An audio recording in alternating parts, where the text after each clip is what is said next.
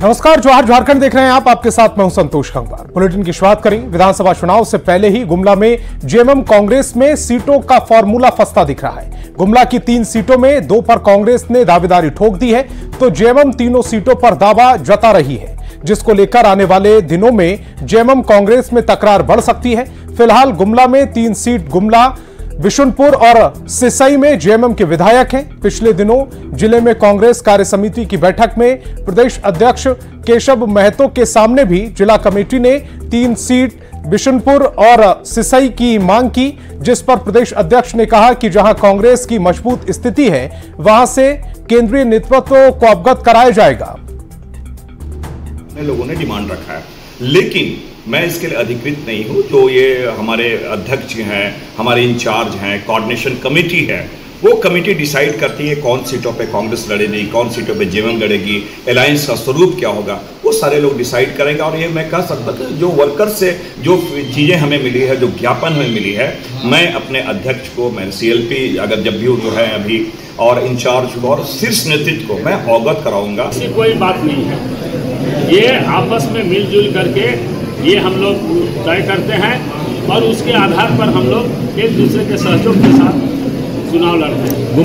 कार्यकर्ताओं से मैं सारा फीडबैक लूँगा और उसके बाद कहाँ हम लोग का ये गुमला, चाहे बिशुनपुर, चाहे सिसई, कहाँ हमारा मजबूत संगठन है, उसको देखते हुए हम लोग अपना निर्णय लें। सर, आप ये सीट तीनों झारखंड मुक्ति मोर्चा का है, आज झारखंड मुक्ति मोर्चा का है और रहेगा।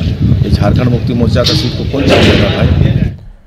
और चुनाव को लेकर बीजेपी ने विधानसभा स्तर पर तैयारी तेज कर दी है। इसी कड़ी में छत्तीसगढ़ के मंत्री और सिमडेगा में बीजेपी के नोडल चुनाव प्रभारी केदार कश्यप ने बैठक की, जिसमें पिछले विधानसभा चुनाव परिणाम की समीक्षा के साथ ही आगे की रणनीति पर चर्चा की गई। आगामी चुनाव में सिमडेगा और कोलेबिरा सीट को लेकर पार्टी नेतृत्व और कार्यकर्ताओं को आवश्यक दिशा निर्देश दिए गए। झारखंड में आगामी 3 महीने के समीप यहाँ चुनाव संभावित है और उसी परिप्रेक्ष्य में लगातार हमारी बैठकें भी प्रारंभ है, क्योंकि हम निचले स्तर तक हमारा संरचना है। जिला से लेकर के मंडल से लेकर के शक्ति केंद्र, फिर बूथ, यहाँ तक के हमारे कार्यकर्ताओं को कैसे एक्टिव किया जाए और किस तरीके से झारखंड में सरकार बनाने में कोशिश हो, इस दिशा से उनके साथ में संवाद स्थापित किया जाएगा। और झारखंड में विधानसभा चुनाव को लेकर बीजेपी जल्द ही घोषणा पत्र जारी करने वाली है। इसको लेकर बीजेपी ने सभी लोगों से सुझाव मांगे हैं और सभी के सुझावों को देखते हुए पार्टी घोषणा पत्र बनाएगी। जामताड़ा के बिंदाथा पर हरिजन टोला में बीजेपी चुनाव घोषणा पत्र सुझाव कार्यक्रम में शामिल प्रदेश महामंत्री सरोज सिंह ने कहा है कि इसके लिए मोबाइल नंबर और व्हाट्सएप नंबर जारी किया गया है। साथ ही जगह जगह सुझावों के लिए बॉक्स भी रखे जाएंगे, ताकि हर कोई झारखंड के विकास के लिए अपना सुझाव दे सके।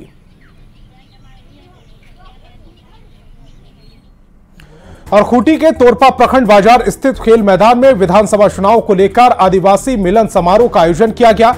मिलन समारोह में कांग्रेस सांसद कालीचरण मुंडा भी शामिल हुए। उन्होंने आदिवासियों से एकजुट होकर रहने की अपील की और तरक्की के रास्ते पर चलने की सलाह दी। सांसद ने आदिवासियों से नशा दूर रहने की गुजारिश की है। आदिवासियों को से आग्रह किया कि मिलजुल के रहने के लिए और मिलजुल के रहकर समाज के बारे अच्छा काम करने का चर्चा करे और हड़िया दारू सब ना पिए और तरक्की के रास्ता में लोग चले। नई दिल्ली में झारखंड भवन के उद्घाटन के मौके पर बीजेपी ने प्रोटोकॉल तोड़ने का आरोप लगाया।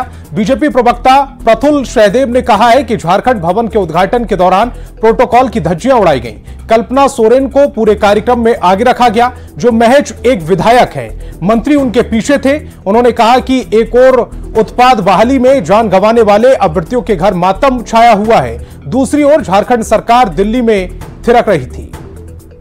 झारखंड भवन में जो तरीके से प्रोटोकॉल की धज्जियां उड़ी, ऐसा हमने हाल के वर्षों में कभी नहीं देखा था। एक तो ये सरकार एक तरफ जो उत्पाद सिपाही के अभ्यर्थी थे उनकी अर्थियां उठ रही थी, दूसरी तरफ सरकार थिरक रही थी। लेकिन प्रोटोकॉल की भी धज्जियां उड़ी साहब। कल्पना सोरेन जी सिर्फ एक विधायक है, लेकिन सारी तस्वीरों में वो आगे थी। और हद तो तब हो गई जब मुख्य कार्यक्रम के मुख्य बैनर की तस्वीर में शिबू सोरेन की तस्वीर ना होकर कल्पना सोरेन जी की तस्वीर थी। झारखंड में उत्पाद विभाग में सिपाही की बहाली में दौड़ में शामिल 12 अभ्यर्थियों की मौत के बाद भले ही दौड़ को स्थगित कर दिया गया, जान गंवाने वाले अभ्यर्थियों में पलामू के, छतरपुर के अरुण कुमार भी थे, जिनका वीडियो अब सोशल मीडिया पर तेजी से वायरल हो रहा है। यह वीडियो अस्पताल में भर्ती होने के बाद रिकॉर्ड किया गया था, जिसमें वो साफ साफ कह रहे हैं कि 28 अगस्त को वे दौड़ में शामिल थे। इसी दौरान उनकी तबीयत बिगड़ी, लेकिन काफी देर तक मदद की गुहार लगाने के बाद भी उन्हें कोई मदद नहीं दी गई और काफी देर बाद मेदिनीनगर एसएच हॉस्पिटल में भर्ती कराया गया, जहां इलाज के दौरान मौत हो गई। सुनिए व्यवस्था की पोल खोलता मौत से पहले का अरुण का वो बयान। मेरा नाम अरुण कुमार है, मैं पलामू का रहने वाला हूँ। मैं उत्पाद सिपाही के लिए अप्लाई किया था और मेरा डेट था 28 अगस्त 2024। मैं दौड़ने के लिए गया, लेकिन वहाँ पे क्या हुआ कि मैंने 6 राउंड कंप्लीट कर लिया था, लेकिन फर्स्ट मिनट में अपना पैर रखा, लेकिन सेकेंड मिनट में अपना पैर नहीं रखा क्योंकि मुझे अच्छा नहीं लग रहा था। लेकिन वहाँ पे इतना कि नहीं कि हमने अभी पास कर लिया था, अभी बचल था मेरा पास 1 मिनट, लेकिन हमको अच्छा नहीं लगा। अब हम फिर कोई अधिकारी ने बोला कि आप आगे तक जाना है, तो हम वहाँ तक भी गए हैं, ठीक है, लेकिन हम बैठ के गए हैं। तो इसके बाद हुआ कि हमको बेहोशी टाइप का लगने लगा। अब बहुत देर तक चिल्लाने टुटाने लगे, आधा घंटा तक हम ऐसा रहे हैं, कोई अधिकारी नहीं हमको मदद करने आया। हम सबको बोल रहे हैं, अरे भाई हमको बचा लो, कोई तक नहीं आया। और झारखंड उत्पाद सिपाही बहाली में अभ्यर्थियों की लगातार हो रही मौत को लेकर झारखंड युवा आयोग काफी गंभीर है। राज्य युवा आयोग के अध्यक्ष कुमार गौरव ने इसे लेकर बैठक बुलाई। अभ्यर्थियों की मौत को लेकर झारखंड युवा आयोग ने कल बैठक बुलाई है। कल बैठक होगी और इसमें कई बिंदुओं पर चर्चा की जाएगी। युवा आयोग के अध्यक्ष ने बताया कि झारखंड सरकार को कई सुझाव भी आए हैं ताकि भविष्य में ऐसी घटनाएं दोबारा घटित न हो।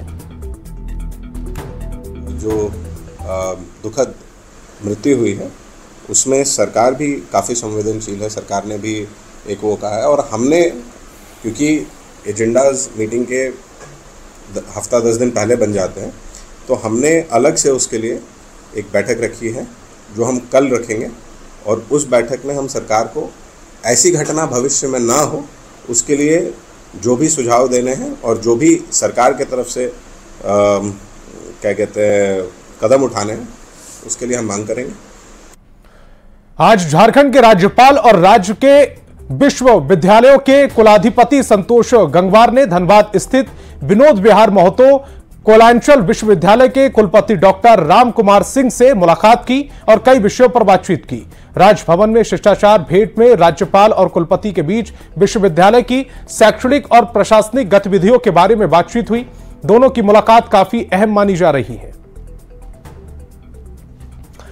और झारखंड राज्य सहकारी बैंक लिमिटेड की 5वीं वार्षिक आम सभा का आयोजन हुआ।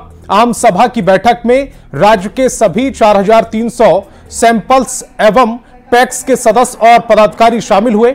इस दौरान कृषि मंत्री दीपिका सिंह ने कहा कि सरकारी बैंक से किसानों को फायदा हो रहा है। खाद बीज के लिए हमेशा से कोऑपरेटिव बैंक सहयोग करते आए हैं। शामिल करें और खुशी हो रही है कि विभा जी जो चेयरमैन है उनके नेतृत्व में बैंक ने पहली बार प्रॉफिट किया है और आज सारे शेयर होल्डर्स, निदेशक, सभी लोग यहाँ पर पहुंचे और मुझे लगता है इस वर्ष जो शेयर होल्डर्स हैं उनको डिविडेंड भी यह झारखंड सहकारिता बैंक दे पा रही है। बहुत बड़ी उपलब्धि है और आने वाले समय में सरकार का जो बैंकिंग का काम है कैसे मैक्सिमम कोऑपरेटिव बैंक से हो, इसके लिए सरकार भी प्रयास करेगी। बोर्ड ऑफ डायरेक्टर सबका मुझे बहुत सहयोग मिला है, तभी मैं यहाँ तक पहुँच पाई हूँ।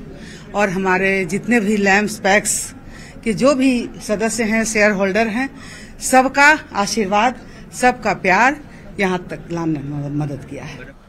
और बड़ी खबर गिरिडीह से है, जहां अनाज की कालाबाजारी के मामले में सीबीआई ने दबिश दी है और 2 ठिकानों पर एक साथ छापेमारी की। सरिया स्थित गोदाम संचालक रामजी पांडे के घर पर सीबीआई की टीम ने छापेमारी की है और उनके परिवार से पूछताछ की है। रामजी पांडे पर अनाज गबन का आरोप है। यहां छापेमारी खत्म हो चुकी है, लेकिन फिलहाल अभी यह नहीं पता चल पाया है कि यहां से सीबीआई क्या क्या अपने साथ ले गई। लेकिन सूत्रों के मुताबिक खबर है कि सीबीआई की टीम ने कुछ कैश भी बरामद किया है। और यहां एक छोटे से ब्रेक के लिए रुकेंगे।